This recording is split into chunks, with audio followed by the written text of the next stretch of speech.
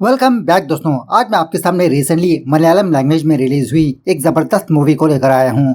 इसका नाम है आई नोबडी, जिसमें पृथ्वीराज सुकुमारन लीडिंग रोल पर है। सच में मूवी देखने के लायक है। अगर ये मूवी हिंदी में डब होगी तो आप लोग जरूर देखिए। बहुत ही अच्छे से एक्शन सीक्वेंस देखने को मिलते हैं और उसी तरह से ट्विस्ट एंड टर्न्स भी। तो अब चलिए फटाफट से वीडियो को स्टार्ट कर लेते हैं। उससे पहले लुटा दो प्यार, फॉलो ऑन इंस्टाग्राम। कहानी की शुरुआत में मूवी के मेन कैरेक्टर राजीवन को दिखाया जाता है, जो फिलहाल एक बैंक में आता है। थोड़ी देर के बाद एक वैन में 3 मास्क वाले बंदे उस बैंक के अंदर घुस जाते हैं। वहाँ के सारे लोगों को डरा धमका कर तकरीबन 17 करोड़ चोरी कर लेते हैं और इसी तरह से उस राजीवन को अपना होस्टेज बनाकर वहाँ से निकलने लगते हैं। एक्चुअली ये राजीवन एक गवर्नमेंट एम्प्लॉय होता है और उसी तरह से इसके पास एक गन भी थी। अब पुलिस वालों को इसके बारे में पता चलने पर अनस नाम का एक पुलिस वाला इन चोरों को फॉलो करने लगता है। लेकिन किसी सुनसान जगह पर वो चोर अपनी गाड़ी को रोककर उन पुलिस वालों को अपनी गन से धमकाने लगते हैं। उनकी गाड़ी के टायर को भी पंचर कर देते हैं। ये भी कहने लगते हैं कि अगर तुम लोगों ने हमको फॉलो किया तो हम लोग इस बंदे को मार देंगे। उसके बाद ये तीनों चोर किसी दूसरी जगह पर जाकर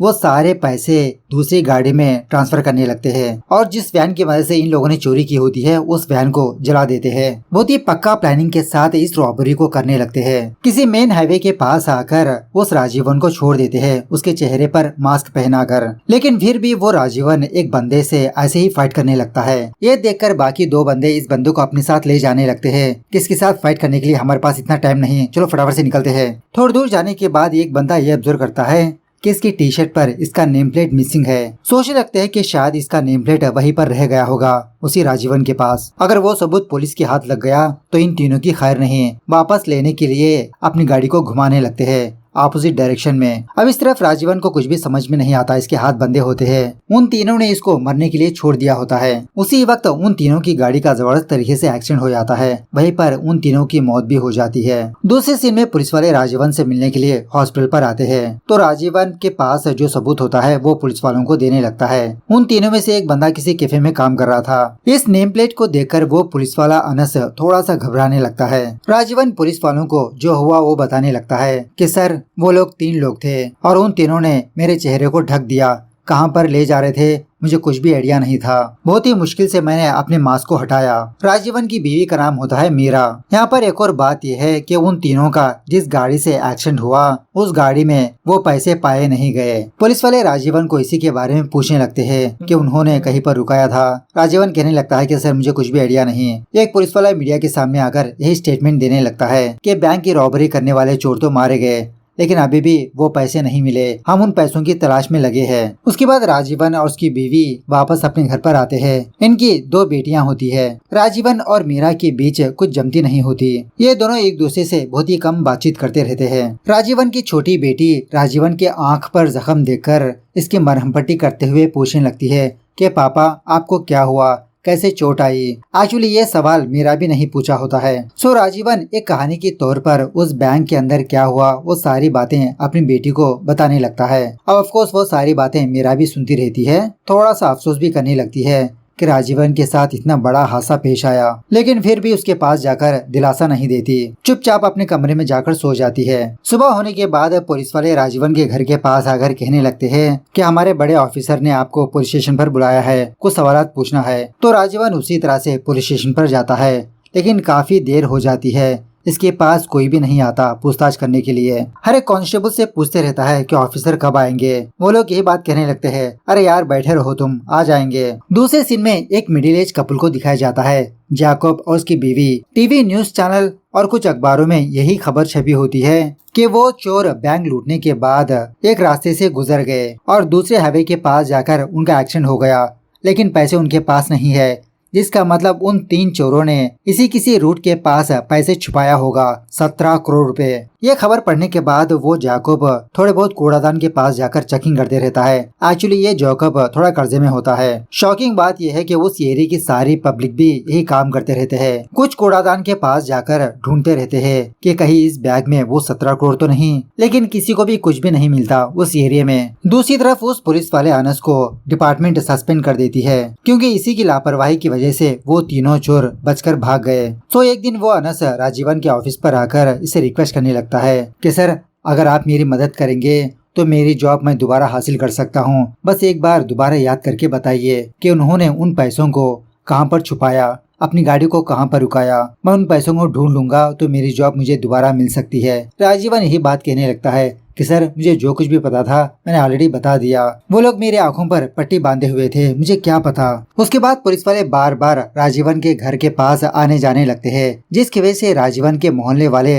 राजीवन पर ही शक करने लगते हैं कि शायद उन पैसों को इसी राजीवन ने ही चुराया होगा, इसी का ही प्लान होगा। इसलिए बार बार पुलिस वाले इसके घर पर आते जाते रहते हैं, इसको पुलिस स्टेशन पर बुला रहे हैं। राजीवन जहाँ पर भी जाता इसी की चर्चा होती रहती है। इसी डिस्टरबेंस की वजह से राजीवन अपने ऑफिस पर ढंग से काम ही नहीं कर पा रहा होता। इसका बॉस अपने पास बुलाकर हल्के से डांटने भी लगता है। राजीवन के कोलिग्स भी राजीवन पर शक करने लगते हैं कि आजकल ये राजीवन ढंग से ऑफिस पर ही नहीं आ रहा।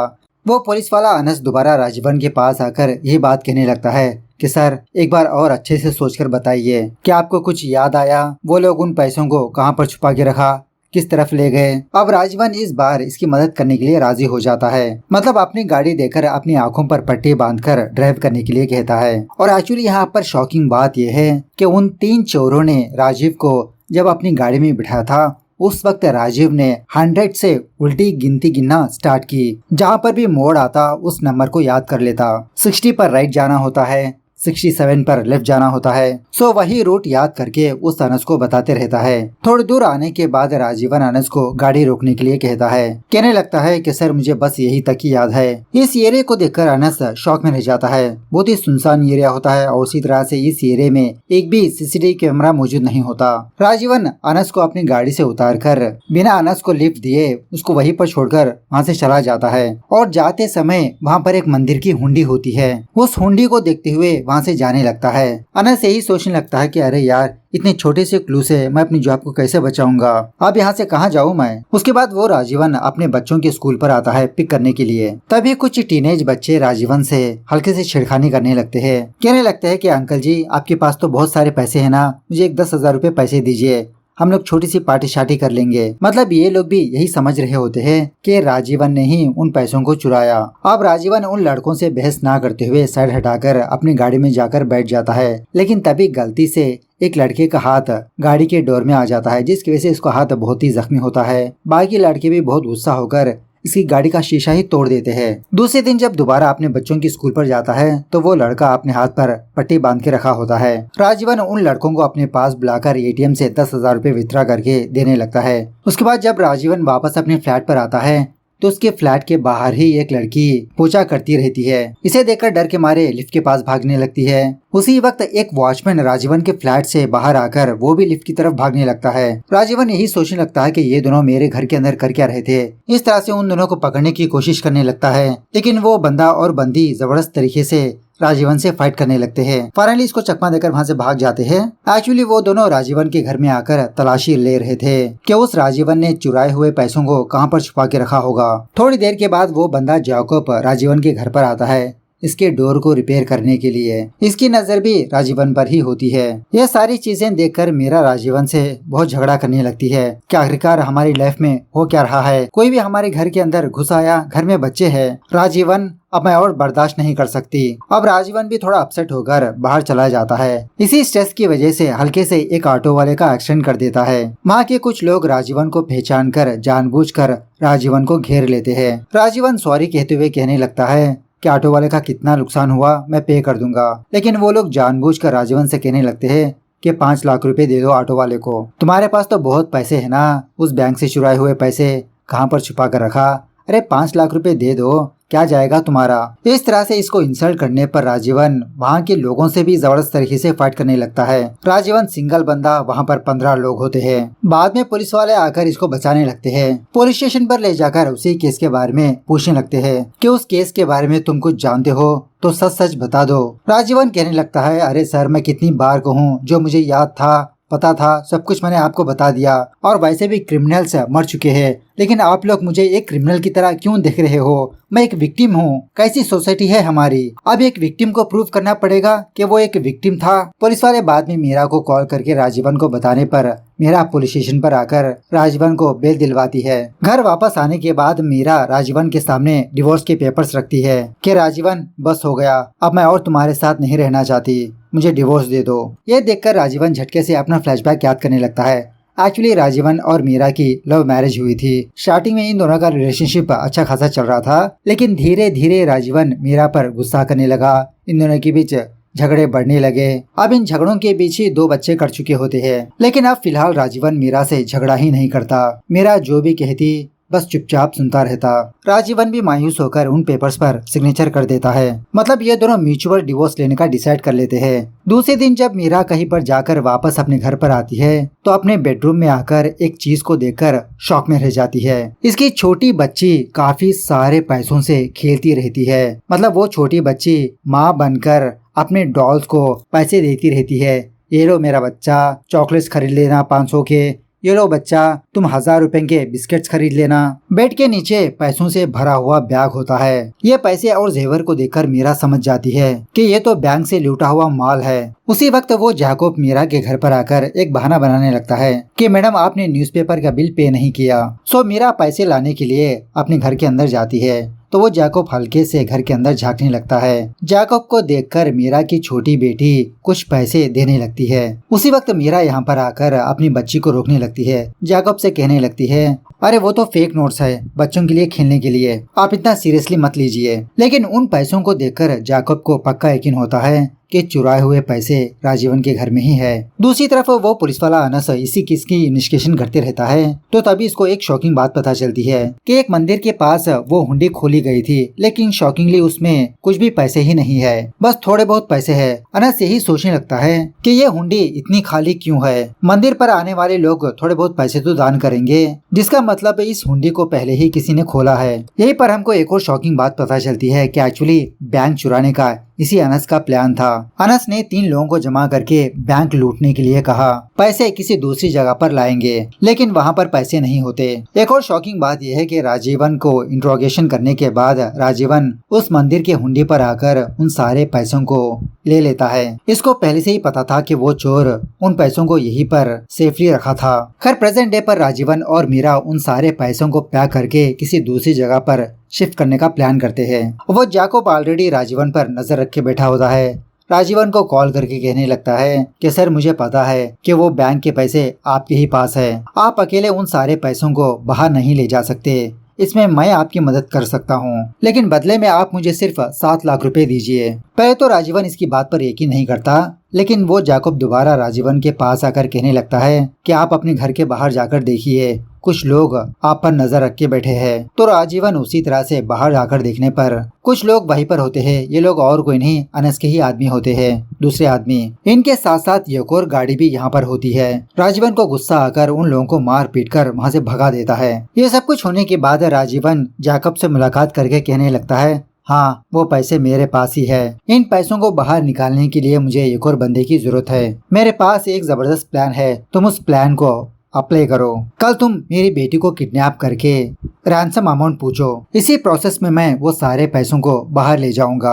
इस तरह से एक प्लान बताने लगता है कि प्लान सुनने के बाद जैकब भी ओके कह देता है। घर वापस आकर जैकब अपनी बीवी से इसी के बारे में बात करने लगता है, मतलब इस काम में इसकी भी हेल्प लेने लगता है। दूसरे दिन राजीवन जैकब को मैसेज भेज देता है कि इसकी बेटी को कहाँ पर किडनैप करना है। जैकब और उसकी बीवी भी रेडी रहते हैं किडनैपिंग के लिए, लेकिन शॉकिंगली कोई दूसरे लोग राजीवन की बेटी को किडनैप कर लेते हैं। मीरा पुलिस के पास जाने लगती है। धीरे धीरे ये बात मीडिया में फैलने लगती है। यहाँ पर एक और बात यह है कि मीरा को ये बात पता नहीं होती कि राजीव अपनी बेटी को किडनैप करवाने वाला है। पुलिस वाले मीरा की बेटी को तलाश करते रहते हैं। यहीं पर हमको ये बात पता चलती है कि राजीवन की बेटी को किडनैप करवाने वाला वही अनस होता है। कुछ आदमियों को बोलकर ऑलरेडी इसके बारे में प्लान कर चुका होता है। मतलब अनस का भी यही शक होता है कि वो सारे पैसे राजीवन के ही पास है। अनस का वो बंदा राजीवन को कॉल करके यही बात कहने लगता है कि तुम्हारी बेटी हमारे पास है, अगर तुम अपनी बेटी को वापस चाहते हो वो 17 करोड़ रुपए हमारे हवाले कर दो। जैकब ने ऑलरेडी राजीवन को उसकी बेटी के बारे में बता चुका होता है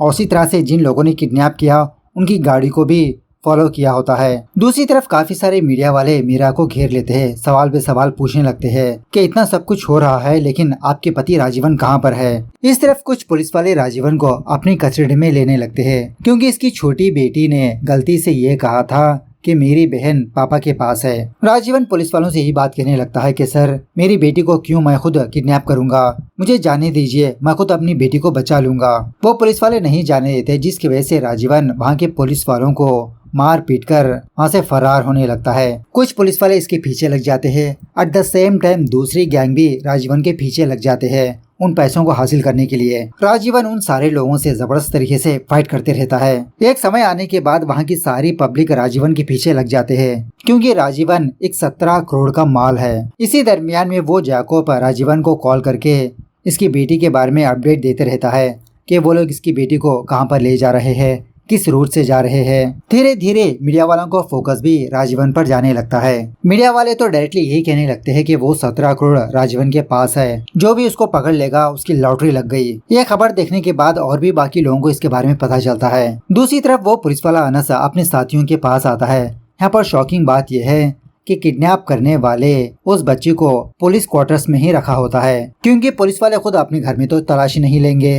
दूसरी तरफ राजीवन एक बस में चढ़ जाता है, लेकिन शॉकिंगली उस बस में के लोग भी राजीवन पर हमला करने लगते हैं। उन लोगों से भी फाइट करने लगता है ये। फाइनली राजीवन उसी बैंक के पास आकर बैठ जाता है, अपने हाथ में गन लेकर, जहाँ चोरी हुई, मतलब वहाँ के लोगों को हॉस्टेज बना लेता है। दूसरी तरफ मीरा अपनी बेटी की फोटो लेकर जगह जगह पर जाकर लोगों से पूछताछ करती रहती है। एक्चुअली पुलिस वालों ने मीरा से ये कहा कि मीरा, अब आपकी बेटी मेन प्रायोरिटी नहीं है, हमारे लिए राजीव इम्पोर्टेंट है। राजीव ने पुलिस वालों पर हमला किया। अब मीरा को इस हालत में देखकर मीडिया वाले मीरा पर फोकस करने लगते हैं कि पुलिस वाले एक माँ की बेटी को क्यों नहीं सर्च कर रहे। अपोजिशन पार्टी वाले भी धरना वगैरह करने लगते हैं। देखते ही देखते ये बात सीएम तक पहुंच जाती है। वो सीएम खुद राजीवन को अपने पास बुलाकर इससे बात करने लगता है, और ये सीएम ऑलरेडी डीजीपी को बता चुका होता है कि 2 घंटों के अंदर मीरा की बेटी को फाइंड आउट करो।